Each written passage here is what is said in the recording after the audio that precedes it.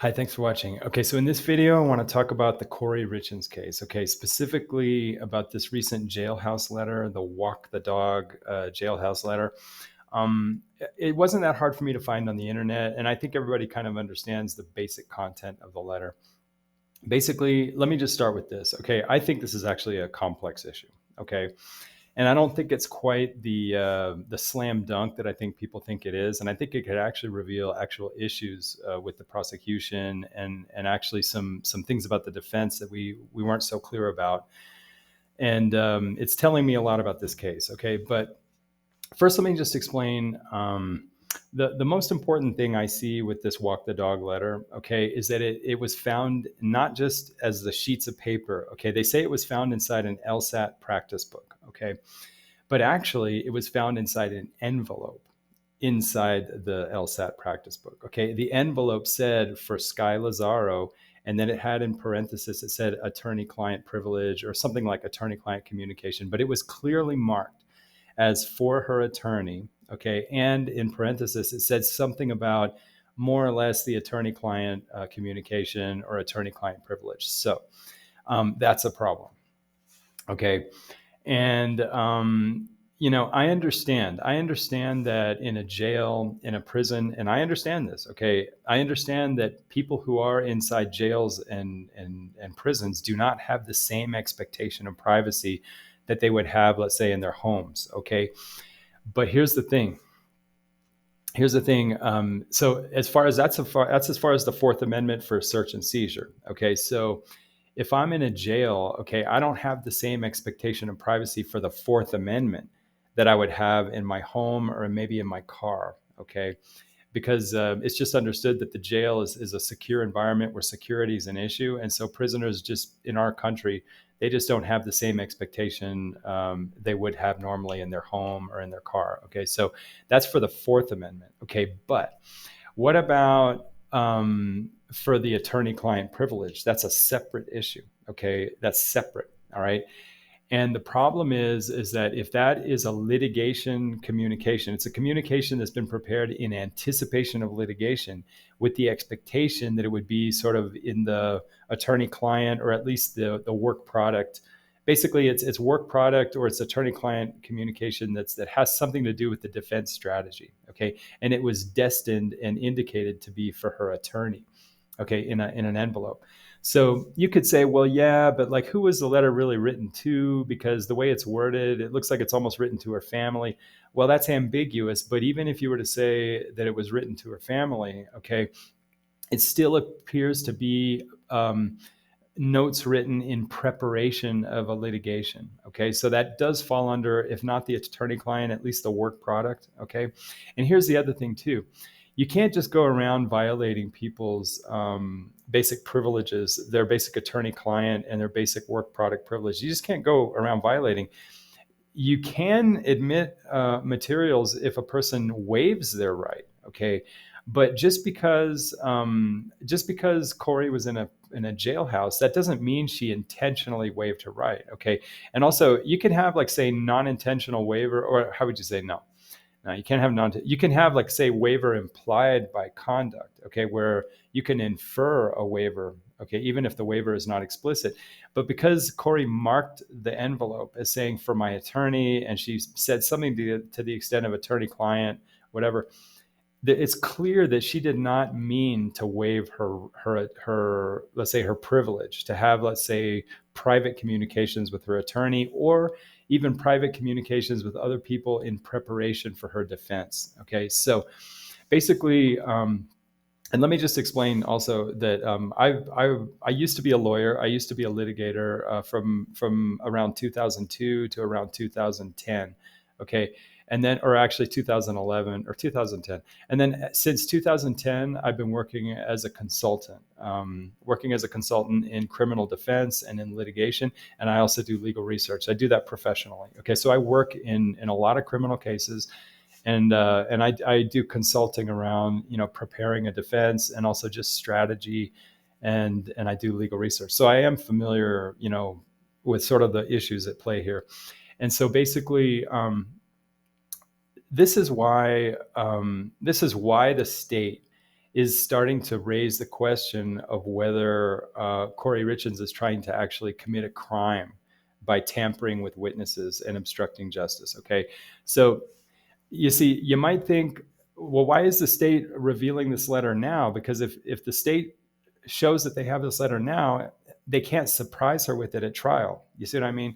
So in other words, my first reaction when I saw this letter is, why are they making it public? If I were the state, I would be thinking, maybe I'll just hold on to this letter, and then if KOURY takes the stand at her trial, I'll surprise her with the letter, right? But you can't do it like that, because there's an issue of attorney-client privilege or defense privilege in it's called work product. Work product, they have two privileges. It's attorney-client communications and work product in anticipation of litigation. Okay, this is probably a little bit of attorney-client communication, but it looks to me like it may also fall under the umbrella of work product in anticipation of litigation. Okay, so basically it falls under something around the defense privilege, sort of roughly attorney-client, sort of attorney privilege, basically, work product and attorney privilege. But in any case, because this does fall under those privileges, okay, even if it was a good search, even if you're allowed to search people's materials in prison, that doesn't mean you then can also violate the attorney privilege. You see what I mean? So in other words, they can't raise the question that she had a Fourth Amendment expectation. Okay, so they can't object to the prison guards actually confiscating the envelope. But what they can object to is the prosecution using it as evidence in the trial. Okay, but here's the thing. So they can't just spring this on them and surprise them. So that was my concern, because I thought, well, that's a stupid idea. Why is the prosecution revealing that they have this? Why don't they keep this a secret and just hold on to it to surprise them? Well, here's the thing. It's because it's complicated. Because when you have this kind of material that's sort of under the attorney-client or what do you call it, the work product, sort of like these attorney privileges, you have to satisfy an exception to even get it into the evidence. Okay, and the exception is, here's the thing, you are entitled, okay, in the United States to have privileged communications with your attorney, and you're entitled to have privileged communications with other people in preparation for litigation, work product. Okay, but that privilege ends if your communications are in the furtherance of a crime. Okay, so the only way the state can get this letter in is if they first establish that these communications are trying to perpetrate another crime. So if the state can't show that these letters are the furtherance of a crime, a separate crime, then the state really cannot use this evidence. Okay, so unfortunately, the state had to reveal early, which is actually bad, because now the defense is alerted to this. Okay, so now the defense has months and months that they can prepare around this, and they can develop their own counter arguments. So in a way, it's not really that much of a slam dunk, because the state, it's always better when you can hide things, Oh, and by the way, people are going to say, well, no, isn't it true that in criminal cases you have to share all your evidence? No, you don't have to share all your evidence. Okay, in this case, they could save this evidence and not share it because it could be used for impeachment. Okay, it could be used for impeachment. So it's a funny thing. Like if it was used for their case in chief, if they wanted to bring this like for their main arguments, they probably would have to share it, I think. But because they could hold on to this only for impeachment purposes, in other words, they could keep it as a secret, this letter. And then if KOURY takes a stand and starts blabbing her mouth and saying things, they could flash this letter in front of her and make her look like a hypocrite, Or maybe if KOURY's mom or brother testified, they could flash this letter and maybe find. They could maybe, if they had testimony that contradicts what's in the letter, they could use the letter to make them look like liars. You know what I mean? So when evidence is used for impeachment, that's called impeachment. When evidence is used to, like, say, show that a person was lying on the stand, or show that what they're saying is contradicting something else they've said, that's called impeachment evidence. Okay, and basically you don't have to share impeachment evidence in advance, because you don't know if you're actually going to use it. It depends on what the defense witnesses actually testify to. And so if they fall into a trap and testify into something that actually contradicts what's in that letter could be used against them. And you don't have to pre-share or advise the other side that you have that material in discovery. So you could keep that a secret. But because it does fall under these attorney and work product privileges, okay, you first have to establish the big exception, which is if you can show it's in the furtherance of a crime, okay, then it's allowed as an exception to the rule, okay? But if you can't first show that these communications are in the furtherance of a crime, then probably the privilege does apply, and it's probably not evidence you could ever use. So unfortunately, the state has to first litigate the issue of whether these communications are in the furtherance of a crime. And if they can get through that door, then they can keep it and use it as impeachment. But the problem is now the defense knows. And now the defense can sort of plan around it, and maybe the defense can probably get the brother and the mother sort of very consolidated in their testimony, so they don't ever say anything in contradiction of the letter. You see what I'm saying? So in a sense, because the state first has to show that it falls under this big crime exception, okay, in a way, the state has lost the effect of the letter, and the letter is no longer a surprise tool. And so it lost like 90% of its power, basically, okay? And then the other thing is, let's look at the letter, okay? When you look at the letter, first of all, there's a lot of bad stuff. There's a lot of stuff that makes KOURY look very bad psychologically, okay? Because KOURY, you can tell that even though her husband died, okay, and even though her husband had siblings, and these siblings are grieving the loss of their brother, in a way, KOURY is like, it's almost like she doesn't really appreciate that even if she doesn't get along with those sisters, okay, she may have never gotten along with those sisters, but she can't even respect the fact that those sisters are grieving their brother, and that they may rightly believe that KOURY was the person who committed the crime, even if KOURY did not commit the crime. Okay, they may still be right to have their suspicions and their feelings, but KOURY, instead of having any respect for the grief of the sisters or whatever, she just has this petty like middle school kind of attitude of, let's just get those bitches and we'll make them, we'll get to them, and she's even talking about like getting pictures of their children and her children out in the public to sort of embarrass the sisters. And so basically it's like there's no sign that KOURY has even the slightest bit of sympathy for the fact that even though she doesn't get along with these sisters, that they lost a brother. Okay, it's almost like all she cares about is just this middle school sort of like, I hate them and they hate me kind of thing. And so already we're seeing that KOURY has really a terrible psychology. And I mean, if it's not narcissism, to me, it's narcissistic. I'm going to tell you right now. And maybe even psychopathic. Okay, maybe even psychopathic. So basically, the letters, it's not just what they reveal about her defense or about her strategy, it also what it reveals about her as a person, and she looks terrible, okay? So in a sense, what the state is getting out of this pre-litigation, basically, the state has to file motions right now, early, and they have to let the cat out of the bag and basically admit that they have these letters. And so they lost the element of surprise, okay? But they have to do this because they have to pre-litigate whether they fall under the big exception to all these attorney privileges, which is whether these letters were written to further a crime, okay, of, let's say, witness tampering. Let's say it's a crime to basically make witnesses say things, or intimidate witnesses to say things that are not true.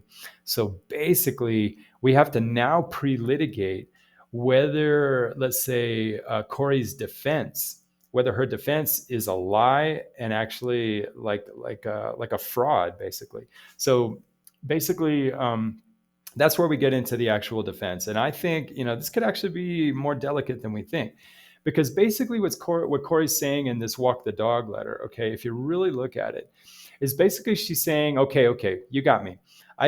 She's basically saying between the lines, okay, she was caught texting a drug dealer. Okay, she was caught texting and basically asking for fentanyl. Okay, but the question is not whether KOURY bought fentanyl for her husband. Okay, that's not the question. The question is who gave her husband the fatal dose. Okay, her husband had 5 times the legal limit. Okay, so if he gave it to himself, he probably was attempting to commit suicide. Okay, so that's delicate. In other words, basically her defense has to be, or actually, maybe let's be more realistic. Okay, if her husband intentionally took or accidentally took 5 times the dose, and if he administered that to himself, okay, he was either attempting to commit suicide or he somehow misjudged the dose. Okay, both of those things are very problematic. But basically, what Corey's saying is that I didn't put the fentanyl in his drink. Okay, or maybe at the worst, maybe he asked me to, or I don't know what her defense is going to be. But basically, she's painting the picture that her husband was himself a drug user. Okay, and so for us to believe this, okay, for us to, I mean, well, actually, I'll even accept that maybe he was a drug user. I'll accept, but for us to believe her theory, we'll have to believe that he, as an experienced drug user who took pills and had experience, apparently, according to Corey, her husband actually had experience taking, like, say, opioids, fentanyl, whatever, pain pills, whatever. If he really had that experience, then we have to believe that he somehow blundered and he gave himself 5 times the dose, either by accident, or the only other explanation would be he was trying to commit suicide, because that's a huge dose that he took. Okay, so basically her defense is already, to me, kind of hard to believe, to be quite honest, because even if I believe that her husband had experience taking pills and taking fentanyl, it's going to be hard for me to believe that he accidentally gave himself 5 times the lethal dose. Okay, let's say if he's used to taking, let's say, 30% of a lethal dose, if that's what he's used to taking, we have to believe that he then took 3 times that times 5, that he took 15 times what he normally would give himself. Okay, how could you accidentally give yourself 15 times more than what you're used to taking, if indeed her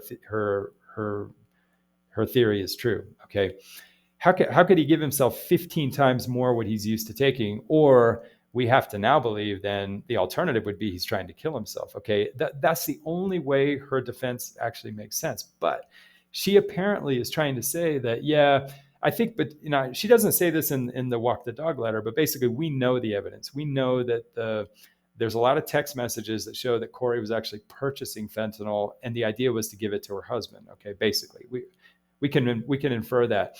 But so what she's going to say is probably going to say, okay, yeah, you got me on the text messages, but how?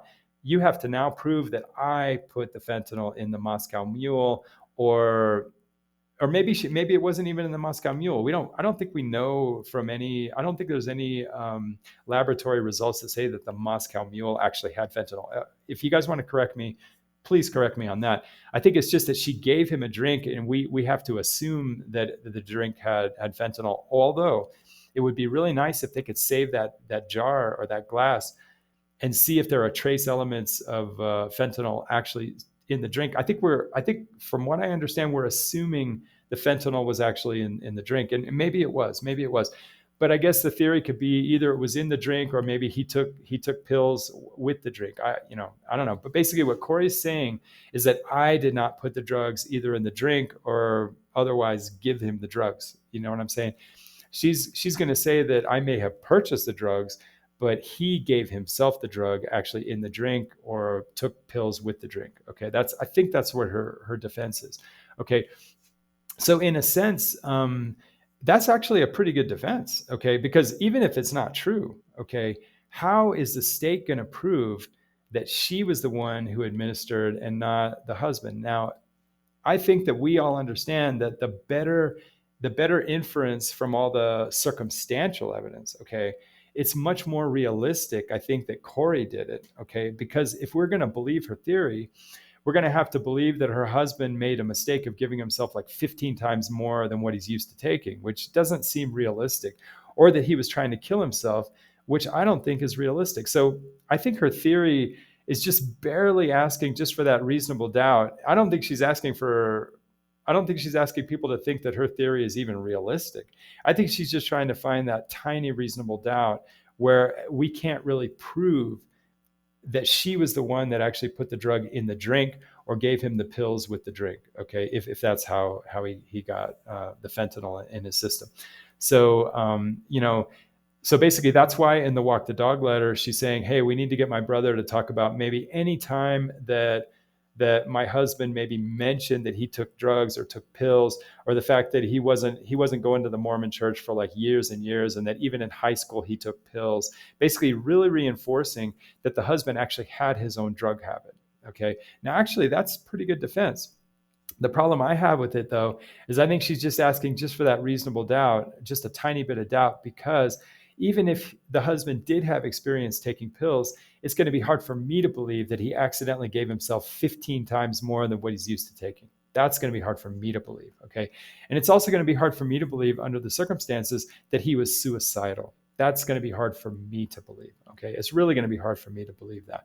So I think her defense is actually not that strong, to be quite honest. But the question is whether she can get one juror to buy it. You know what I mean? Just that tiny reasonable doubt, because, you know, the I would say the standard in the standard in the United States, you know, the reasonable doubt is that you have to be really sure that the person committed the crime, and you can't have any doubts, any real doubts. You know what I mean? Um, and so maybe that's just their, you know, that's their strategy. So here's the thing. So basically, where are the lies? Where are the crimes in the walk the dog letter? Okay, yes, she's telling people what to say, right? But what if it is true? What if it is true that her husband did sometimes take pills? Okay, what if it is true that the husband maybe did not go to the Mormon church for like 15 years, and maybe even in high school, maybe he did take pills? Okay, what if that is true? Okay, here's the thing. That can be true. Okay, it can be true that he had a drug habit. Okay, but it can also be true that she killed him. You see what I'm saying? But she's going to use the fact that he had the drug habit, okay, to try to bolster the reasonable doubt theory. You know what I mean? That maybe he had an accident giving himself the drugs. You know, maybe he wanted to kill himself. You know, whatever. So basically, what is she telling people to say in the walk the dog letter? She's not trying to say. She's, how would you say? She's only trying to raise the issue of whether her brother or people in her family know that her husband actually had talked about using pills. Okay. And maybe had talked about in Mexico getting pills. You know, I'm not really sure what the Mexico connection is all about, but basically that he had his own habit of taking pills. Okay. Now, if that's true, if that is true, then KOURY is not really telling anybody to lie. You see what I'm saying? She's just trying to tell people to make sure to mention the fact that her husband took drugs, okay? Because that'll bolster her defense theory that there's a reasonable doubt that maybe her husband actually took the pills and had an accident or tried to kill himself, you know? Now, I'm not saying, look, I think she's guilty, okay? I think she's guilty. I think she gave him the drugs. I don't know if she gave him pills. I don't know if maybe she gave him pills and she gave him a different dosage than what he was used to taking, and maybe the pills had a different shape to him, and maybe he thought he was taking the usual dose, but the pills had much more fentanyl than what he was used to taking. Okay, but either way, that's killing him. You know what I mean?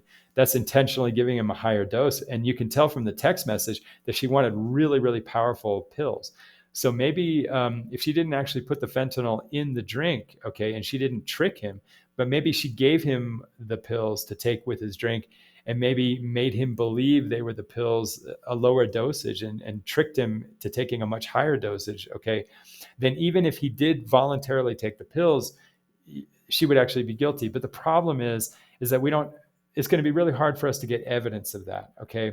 And I don't think the prosecution is going to want to go that direction of saying, oh yeah, here's our new theory. She gave him the pills, but she tricked him as to the dosage. You see, the prosecution can't do that. But I think maybe that's what happened, you know? Maybe Eric was taking pills.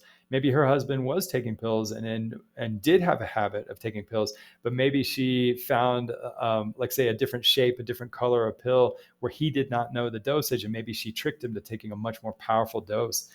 And then in the end, he took it himself. And so, you know, you're left with that reasonable doubt of whether he knew what he was doing or didn't, whether she tricked him. And, you know, so this case is actually harder than what I think we realize. Okay. And I think a lot of it's going to depend on how the drug was actually administered. I think it would be very helpful. And I hope there's laboratory analysis of the actual cup where you can actually show that the fentanyl was actually integrated into the drink. Okay. But even then, you could argue that maybe Eric had a habit of taking his pills and popping them into his drink and dissolving them, you know. So in the end, I think this case is not a slam dunk for anybody. Okay, I think now I believe Corey. Just looking at her history, looking at her personality, looking at the way the marriage worked out, the way she got along with the family. Okay, I think she was trying to kill her husband. I believe that. I believe that. Okay, and I believe she's guilty. But here's the thing: in court, in a criminal case, yeah, it's technical. It's what you can really prove. And I think this case is largely circumstantial. Okay. I think it's circumstantial. And I think so we're going to have to depend on the juries, all 12 jurors, that they're all going to be unanimous in interpreting the circumstantial evidence in the same way. Okay. Now I know what I think. Okay. I know what I think, but what Sky Lazaro, what Corey's attorney has to do is maybe try to get one or two jurors to have a doubt, just to have a doubt. Okay. And that can be the trouble with this case. And I think that's why, in the end, okay, this letter that's being written, okay, the state may not be able to prove that the actual factual assertions in the walk the dog letter are actually false. Okay. It may be true that Eric Richins actually did take drugs, okay, and did take pills. Okay, that may be true. Okay, it may be true that he had some issue with Mexico. I'm not sure what it was, but it what Corey is trying to get people to say in that letter may actually be true. Okay, and she may still be guilty, but because the things that are being said in the walk the dog letter, because they may be true, okay, then we cannot say that the letter was written in the furtherance of a crime, because she's not asking people to lie exactly. Okay. She may be pushing a defense theory that's bullshit. Okay. But what she's actually telling people to testify may not actually be a lie. Okay. And so if that's true, then the letter actually falls under the attorney or the work product privilege. Okay. And then it can't be used in trial, basically. You know what I mean? So, I would say if I was the defense, okay, if I was the prosecution, okay, I wouldn't hold too much stock in this letter, except maybe to contaminate Corey's image in public. Okay. It basically makes her look like a terrible person. Okay. So yeah, if they want to play that game, okay, but I don't know if that's really the best way to prosecute a case. Okay, I think the best way to prosecute a case is to do the best laboratory work you can. Okay, to analyze the circumstantial evidence and just to trust in your circumstantial evidence. Just say, hey, look, do we really want to believe that Eric Richins would accidentally take 15 times more than what he was used to taking? Do we really believe that? Or do we really believe that given the whole circumstances that this guy was suicidal? I don't think we believe that. And just use effective lawyering, effective argument to get the jurors to make the right interpretation of the circumstantial evidence. But in this case, I think the prosecution may be reaching too far, okay? And this may backfire on them when it turns out that maybe Corey's husband, maybe he did have a drug habit and maybe he was taking some pills, okay? And maybe the ultimate truth is that, maybe Eric wanted to have some fentanyl that night or wanted to have a pill, but maybe she tricked him with the color and the shape of the pills and gave him a much higher dose than what he thought he was taking. Okay. Or, whatever, maybe he asked for it to be dissolved into his drink, but she gave him way more than what he was used to taking. But here's the thing, do we really believe that? Here's the thing. I mean, anything is possible, but we also know that Eric thought his wife was trying to kill him for a long time.